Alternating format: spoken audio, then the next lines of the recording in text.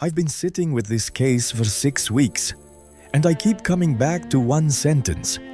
3 words, actually. According to prison records, October 15, 1892, Newgate Prison, London.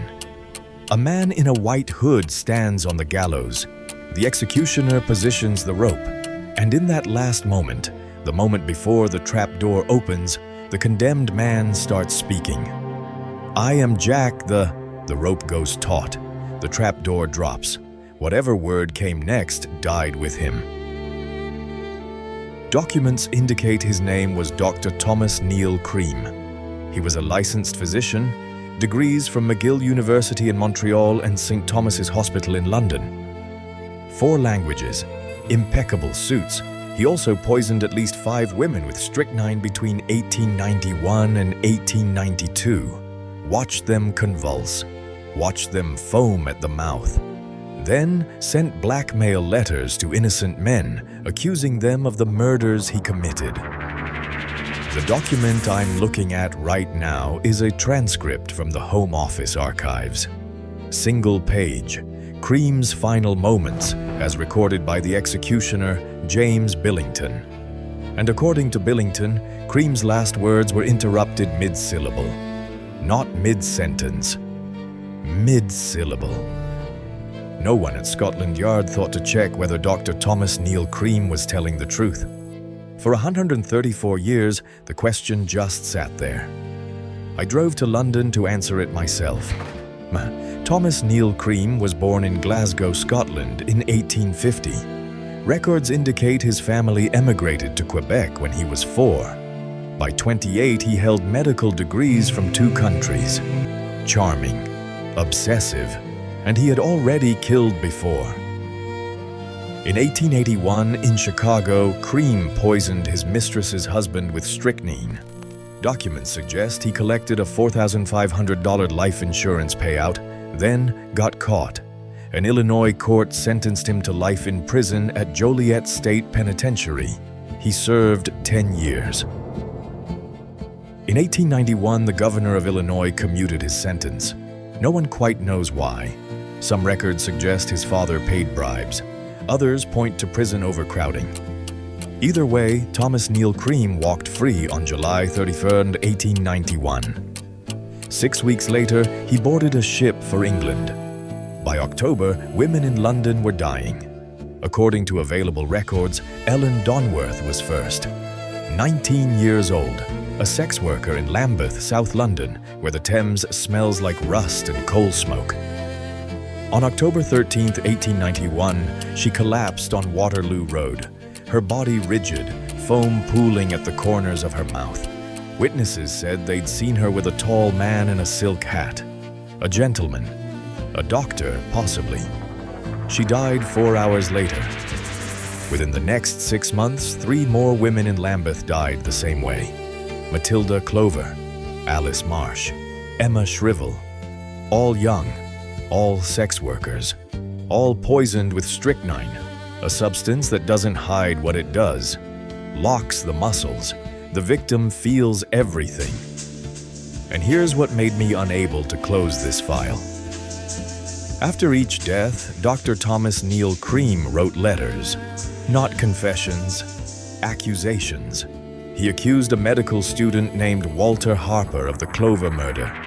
He accused a member of Parliament, a hotel doctor, even Scotland Yard itself. False names on every signature. A. O'Brien, Malone, W.H. Murray. He wasn't covering his tracks. He was leaving a trail, just not to himself. I spent 3 weeks requesting documents from the National Archives at Kew, coroner's reports, trial transcripts, police notebooks from the Lambeth Division. What I found was meticulous. What I didn't find was even more telling.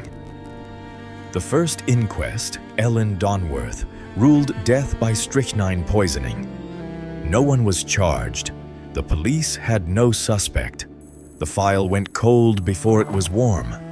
Then the letters started arriving. On October 19, 1891, a man calling himself A. O'Brien sent a letter to the coroner accusing a medical student named Walter Harper of Ellen Donworth's death. Harper had never met Ellen Donworth. He had an alibi, but someone wanted the police looking at him. I pulled Walter Harper's interview statement. Terrified. His medical career nearly ended because of that letter. 3 weeks later, Matilda Clover died. Same symptoms, same neighborhood.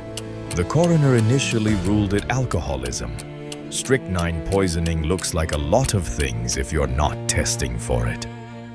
Another letter arrived, this time addressed to Frederick Smith, W.H. Smith and Son. According to police records, Cream demanded $2,500 to stay silent about the Lambeth deaths. Signature, Malone. Why would a killer demand money from a bookseller? I still don't know. I called the Smith archives. No one picked up. By April 1892, the Yard had connected the deaths. 4 women, same poison, same neighborhood. But they still didn't have a name. What they had was a witness, a constable named Comley who remembered seeing a man near the scene of the Marsh and Shrivel murders. Tall, silk hat, cross-eyed. That last detail mattered. Thomas Neill Cream had a pronounced squint. He also had a habit of talking about the murders to anyone who would listen. In pubs, on trains, to prostitutes he tried to pick up. He even approached a detective at a music hall and asked if the police had any leads on the Lambeth poisonings. He wanted to be noticed, but not caught. Documents indicate that on June 3, 1892, Scotland Yard arrested him. Officers found strychnine pills in his lodgings. They found the letters. They found the names he'd used. And they found something else. A photograph of himself that he'd given to one of his victims, signed with his real name. What do you call someone who doesn't just kill, but performs? Every choice Cream made was theatrical. The letters, the accusations, the way he smiled, actually smiled, when the jury read the verdict. Guilty, he smiled. I thought I had the shape of this. A narcissist who couldn't stop himself. A killer who craved attention. Then I found the timeline. Jack the Ripper killed 5 women between August and November 1888. All in Whitechapel, East London. All mutilated. No one was ever charged. Thomas Neill Cream was in Joliet State Penitentiary from November 1881 to July 1891. That's a 10-year window that covers every single Ripper murder. So how could he confess to murders he couldn't have committed? I went back to the Illinois Department of Corrections. The records are fragmentary, but they're clear on one point. Cream was a prisoner at Joliet during the autumn of 1888. And yet, the account of his last words comes from a single source. James Billington's testimony, recorded not in an official Home Office document, but in a newspaper interview published 3 days after the execution. The original gallows record has never been made fully public, which means the most famous 3 words in this case rest on one man's memory, reported secondhand to a journalist. No evidence he was released early, no evidence of a parole hearing, no evidence of a furlough.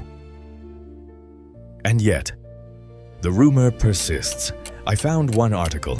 1976, a criminologist named Donald Bell raised the possibility that prison officials were bribed. No documentation, but Cream's father was wealthy, and wealthy men in 1888 could make records disappear. If Cream was in prison, his confession means nothing. A dying man's last performance, a lie told to ensure his name would outlive him. But if there's even a 5% chance the records were altered, that bribe was real, that Cream walked free for a few months in 1888, then Scotland Yard has had the Ripper's name in their files for 134 years. I don't have the answer. Neither did the Home Office. Neither, it seems, did James Billington. who pulled the lever and cut Cream off before he could finish. I've read the trial transcript a dozen times. Something still doesn't add up. Thomas Neill Cream was not Jack the Ripper. The evidence for his imprisonment is too strong. The timeline doesn't work, and his method, poison, bears no resemblance to the knife work in Whitechapel. The Ripper was a butcher. Cream was a chemist, but Cream knew that. He knew the Ripper case was unsolved. He knew the name would echo, and he knew that by starting that sentence, "I am Jack the," he would guarantee that his name would never be forgotten. I can't prove this, but I can't ignore it either. The man who accused innocent men of his own crimes. The man who signed false names to blackmail letters. The man who smiled at his own sentencing. That man, in his final seconds, performed one last misdirection. He wanted us asking this question. He wanted the doubt. He wanted historians and writers and investigators like me to spend 134 years wondering whether we missed something. And in that sense, he won. There's another possibility. One I like less. Maybe he wasn't confessing at all. Maybe he was saying something else entirely. "I am Jack the" could be followed by any number of words. "I am Jack the Ripper" is the phrase we fill in because we want it to fit. What if he was saying something mundane? A name, a joke, a final insult to the executioner? James Billington never clarified. The Home Office never asked. The sentence ends mid-syllable, and it's been ending there for 134 years. I went back to the transcript one more time, the single page from the Home Office archives, and I noticed something I'd missed on the first dozen reads. James Billington, the executioner, was asked later whether Cream had said anything else. Anything at all. He said no, just those 3 words, and then silence. But Billington also said something strange. He said Cream was calm, not panicked, not struggling. Calm, as if he knew exactly how this would end, as if he'd planned it. I don't know what happened on that gallows. I'm not sure anyone does. Thomas Neill Cream killed at least 5 women. He did it slowly. He watched them die. And in the end, he left us with a question we can't answer. Was he Jack the Ripper, or was he the greatest troll in criminal history? The rope didn't stop him. It preserved him. A man nobody would remember became a man no one can forget. I've been sitting with this case for 6 weeks, and I still can't finish his sentence. Neither could he. Word count, 1945.